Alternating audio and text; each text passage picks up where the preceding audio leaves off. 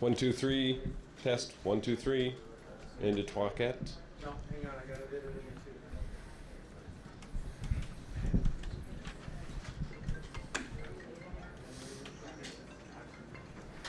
Can you try again?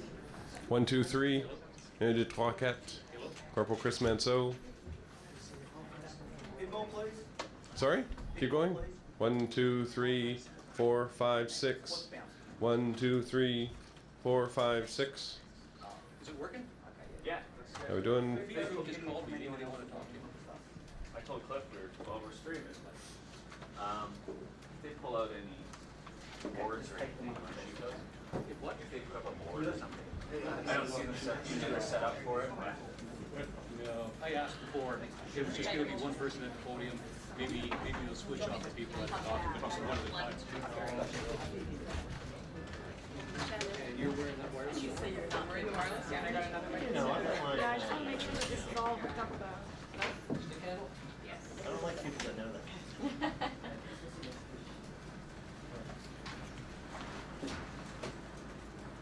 Hello, Pete. How are you? Can you see my Everybody good? Yes, you do it. Ah, we're doing well. Can you hear me? Thumbs up, thumbs down. Good. What is it now? Good. I can grab the rest of the team. Okay. Okay. Stand by.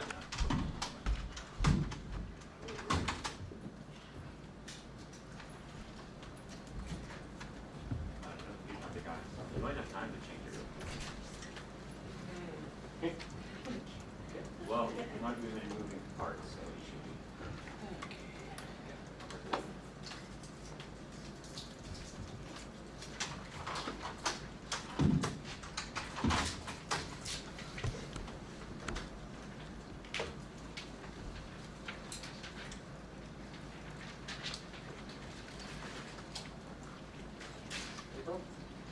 I don't really have an awful lot of opportunities to shoot all that shit there. But that podium was going to be good. It's no perfect. It sounds like there's not. They usually have the boards up if they're up. They bring in the team. That's why I was at that. Yeah.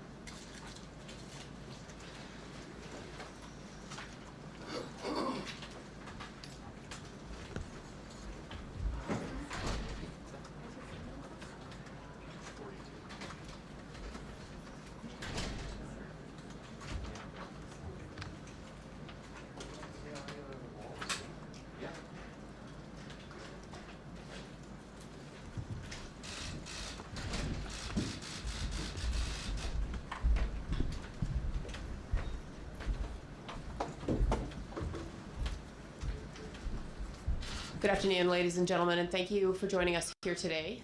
Today we are going to provide an update with respect to the Northern BC homicides. Speaking today will be Assistant Commissioner Kevin Hackett, and then he will read an English statement, followed by a French statement read by Sergeant Martin Gay. If you need a reference for the spelling of their name, you can find it on the whiteboard next to me here, and then we'll have an opportunity to ask questions at the end. So, Assistant Commissioner Hackett.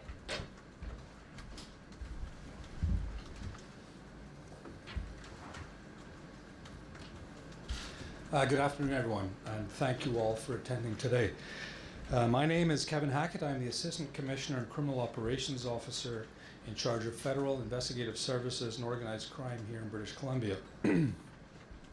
As per the commitment made 6 weeks ago, I'm here today to provide an overview of the triple homicide investigation in northern British Columbia and the subsequent search for the accused suspects. From the time that we received first the call about the suspicious deaths of the two individuals south of Liard River Hot Springs on July 15th, to the day we located the two deceased suspects almost 3,000 kilometers away in Manitoba 23 days later, significant work has been done to answer the many questions that we, the police, the families of the deceased, and many members of the public had. Over the course of the investigation and search for the two accused, the BCRCMP dedicated a large number of resources and specialized units to this complex, fast-moving investigation. There were up to 160 police officers working extended shifts on this investigation, until the deceased suspects were ultimately located. The RCMP received over 1,500 tips from the public through the dedicated phone tip line, reports to 911 call centers, front counter reports to police detachments, and Crime Stoppers. Between July 16, 2019 and August 4, 2019, 19 judicial authorizations were executed to further this investigation. An extensive amount of CCTV video was collected during the investigation, and thousands of hours of recordings were reviewed and analyzed. During the investigation, a number of partner agencies assisted the RCMP. This included American and Australian police agencies as well, the BC Prosecution Service, the Canadian Border Service Agency, the Coroner Services in British Columbia and Manitoba, conservation officers, search and rescue, and the Canadian military. And we thank them all.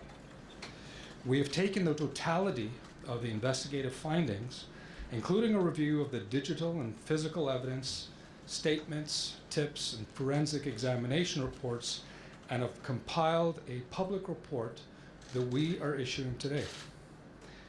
While we have been able to gain greater clarity on the movements and the actions of the two accused, we respect that the answers have not reduced the trauma and the grief experienced by the families of Lucas Fowler, Chynna Deese, and Leonard Dick.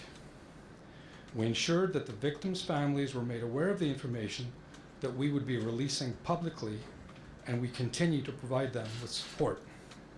We also continue to support families of the accused. The report does address a number of areas and specifics in much greater detail, but I would like to highlight and confirm the following. We uncovered no information that predicted or forecasted that the homicides took place in northern BC. There was no indication that these were planned or predicted. Based on the firearms lab results, crime scene examination, timelines of suspects and suspect recorded admissions, we believe that no other suspects were responsible for the 3 homicides or were involved in any way. The murders appear to be random and crimes of opportunity with no known motive. The investigative theory is that McLeod and Schmigelski came across Lucas Fowler's van and targeted Lucas Fowler and Chynna Deese for unknown reasons. They shot and killed the couple before continuing up through to the Yukon. The two returned to BC days later because they were having vehicle issues and came across Mr. Leonard Dick outside of Deese Lake and shot and killed him. The suspects then burned their vehicle to cover up evidence and delay police before stealing Mr. Dick's vehicle, money, and a number of other personal items, all of which facilitated further escape, ultimately towards eastern Canada. Once they reached Manitoba, they burned the stolen vehicle and attempted to continue on foot. It is believed that McLeod shot Schmigelski before shooting himself in a suicide pact. 2 rifles were found with the deceased suspects. These rifles were examined by the firearms lab and were determined to be the same weapons used in the Fort Nelson and Deese Lake homicides, as well as their own deaths. One of the 2 guns was determined to be the same gun legally purchased by the suspects at Cabela's outdoor equipment store in Nanaimo on July 12th. A digital camera belonging to Mr. Dick was also discovered. It contained 6 videos and 3 still images. In the videos, the suspects took responsibility for all 3 murders. They indicated no remorse for their actions, as well as their intentions to potentially kill others. They also described their intent to commit suicide and their wish to be cremated. These videos do not contain any information regarding the motive behind their actions, nor do they provide specifics regarding the murders. While a number of additional facts and findings are being released today, the RCMP has chosen not to release the videos that we've recovered. The RCMP Behavioral Analysis Unit conducted a review of the videos and was concerned with a behavior called identification, which is considered a warning behavior in the context of threat assessments. The videos may influence or inspire other individuals to carry out a targeted act of violence, essentially creating copycats. In their experience, those who commit mass casualty attacks or similar acts of violence are heavily inspired by previous attackers and their behaviors. It is believed that the suspects may have made the video recordings for notoriety. Releasing them would not only be disrespectful to the families of the deceased, who are also concerned about the impact of the release, but it could sensationalize the actions of the suspects. By not releasing the videos, we want to mitigate the potential for other individuals being inspired to commit similar acts of violence. For these reasons, the videos will not be released by the RCMP. I'd like to thank our RCMP colleagues in British Columbia, Alberta, Saskatchewan, Manitoba, other law enforcement agencies that assisted us for all the support and assistance. In particular, I'd like to once again acknowledge the RCMP in Manitoba, who led an exhaustive and challenging search in that province. I would also like to thank the public, whether it was the hundreds of individuals who came forward with information, the individuals, businesses, or agencies who assisted our investigators on the ground in northern BC and the other communities that were directly impacted. We'd also like to acknowledge and thank the greater Canadian public at large, who showed vigilance and patience as we worked diligently to advance this investigation. We know that this file has had impacts provincially, nationally, as well as internationally. Many have been affected, but none more so than the grieving Fowler, Deese, and Dick families. We're hopeful that the release of the public report and our investigative findings provides greater clarity into this investigation and subsequent search. Thank you, everyone.